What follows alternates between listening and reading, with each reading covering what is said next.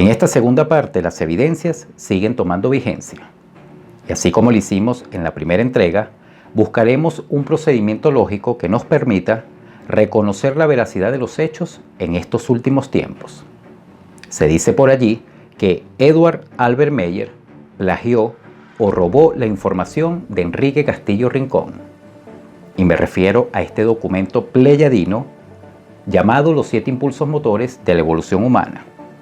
Pero como dice el dicho, entre cielo y tierra nada es oculto. Y todas las evidencias mostradas hasta el momento han dicho lo contrario. Por lo tanto, para no hacerte esperar tanto, vamos al grano.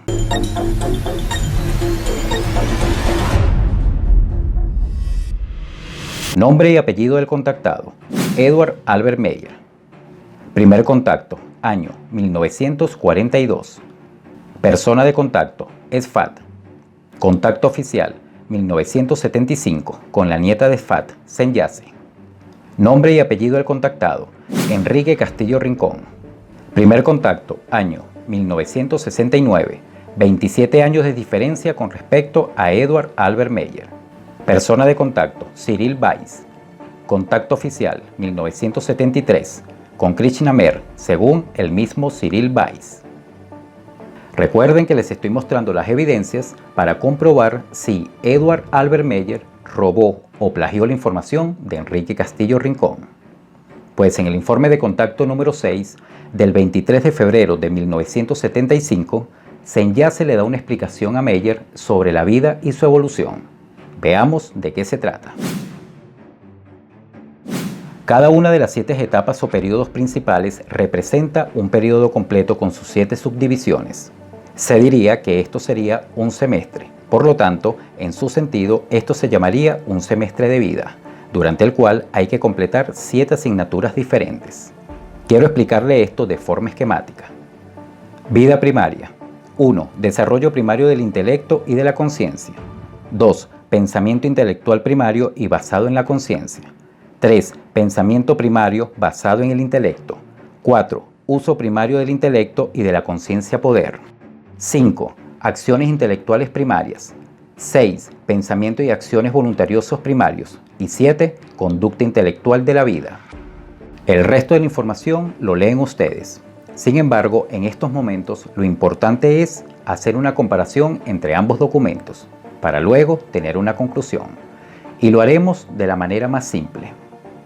Voy a ir mencionando punto a punto, comenzando con la información que le entregó Senyace a Meyer y luego otro punto de la información de Castillo Rincón, y así sucesivamente hasta que cubramos los 7.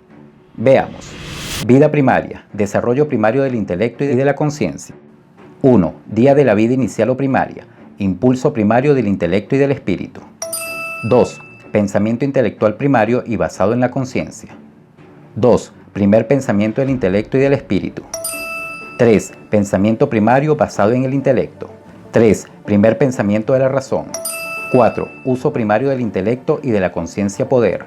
4. Primer ejercicio del intelecto y fuerza del espíritu. 5. Acciones intelectuales primarias. 5. Primer impulso de la razón.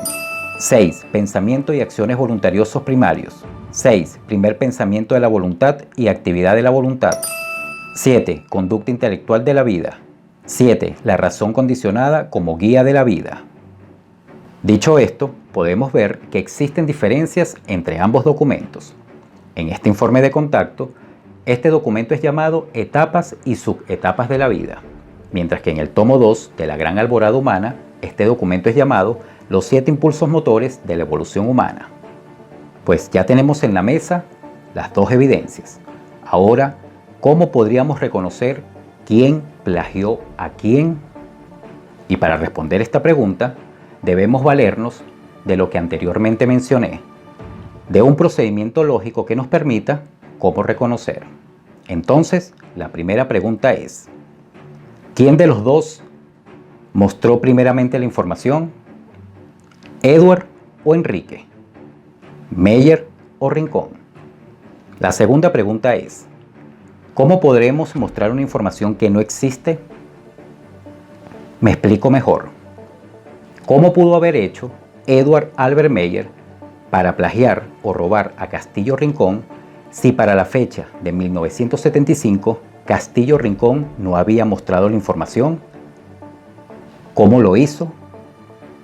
Entonces, hagamos un pequeño paréntesis para seguir sustentando la información. Si observamos la introducción del tomo 2 de La Gran Alborada Humana, a solo que haya sido un error de escritura, se ve una gran contradicción, que se las voy a mostrar a continuación. Durante estos últimos años, desde que salió el primer tomo de mi libro en 1975, una apreciable cantidad de gente se ha acercado a mí personalmente. Así como lo escucharon, Enrique nos cuenta que su primer libro o tomo salió en el año 1975. Vuelvo e insisto, a solo que haya sido un error de escritura, todo está bien.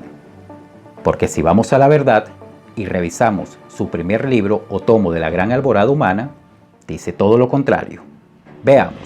Enrique Castillo Rincón, Gran Alborada Humana, tomo 1. Editorial Norte y Sur, Compañía Anónima. Venezuela, primera edición, abril 1995. Si no fuese la primera edición de su libro, dijera segunda o tercera. De lo contrario, señores, no dijera primera. Eso es tácito y lógico. Por lo que asumo que en el año 75, Enriquito no imprimió ningún libro. Y si fue un error de escritura, que quedó plasmado allí y listo. Ya que en ese mismo año, del año 75, Enrique nos confirma haber terminado todos sus contactos físicos. Y los telepáticos un año después, en el año 76. Ahora, para darle cuerpo a esta historia, nos damos cuenta que en el año 75 no hubo libro. La pregunta es, ¿cómo hizo Meyer para plagiar la información a Castillo Rincón si para la fecha no había mostrado la información?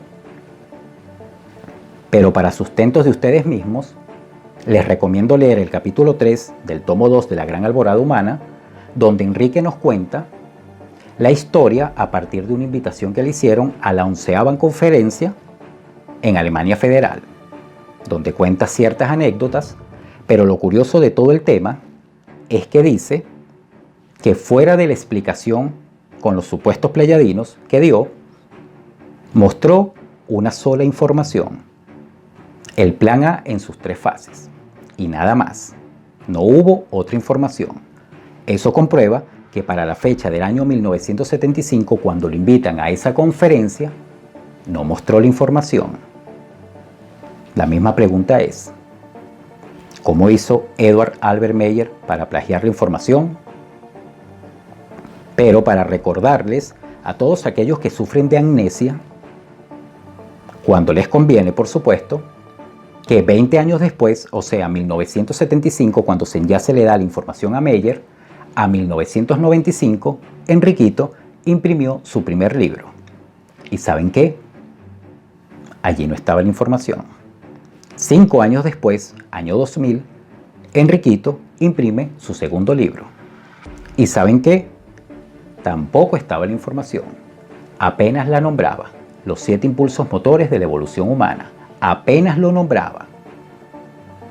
Nuevamente les pregunto, ¿cómo carajo, escuchen bien, cómo carajo hizo Edward Albert Meyer para plagiar la información de Castillo Rincón si para la fecha no había mostrado la información? ¿Se dan cuenta lo fácil que es demostrar la verdad efectiva real? Pero lastimosamente, muestres las evidencias que muestres, para los charlatanes y negacionistas nunca será suficiente. Pero no importa que no sea suficiente para ellos. ¿Saben por qué? Porque la verdad duele. Y además la verdad se abre paso solita a su andar. Por lo tanto, la matemática nos comprueba que 2 más 2 son 4. Te guste o no, son 4. De esta manera, defienden una gran mentira a gran escala de una gran estafa sudamericana. Nos vemos dentro de 2 semanas, en este próximo año nuevo 2023, para seguir con la enseñanza de la verdad y la enseñanza espiritual. Hasta entonces, Salomé. Contacto 295, 13 de febrero de 2001. ¿Qué piensas realmente de todas las supuestas personas de contacto que afirman tener contacto con extraterrestres? Sabes que no pienso mucho en las maquinaciones de tales humanos de la Tierra a este respecto. Esta opinión también se aplica a TAP y a todos los demás. Si realmente se produjeran tales supuestos contactos, entonces ciertamente estarían conectados con una línea de la doctrina del espíritu que ha existido desde tiempos inmemoriales y siempre continúa. Esta enseñanza, sin embargo, como tú mismo bien sabes, es extremadamente extensa y prácticamente interminable, y tiene sus raíces en la existencia de la creación y sus leyes y mandamientos.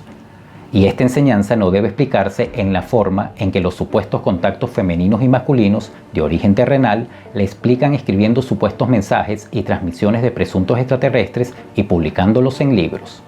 Verdaderamente deben conocer, presentar e interpretar la enseñanza profunda del espíritu en muchos detalles, pero no están en condiciones de hacer esto, por lo que los presuntos contactadores roban material que les atrae a todos y luego lo decoran con sus propios trenes de pensamiento, para luego declararlos como supuestos mensajes y enseñanzas de algunos extraterrestres.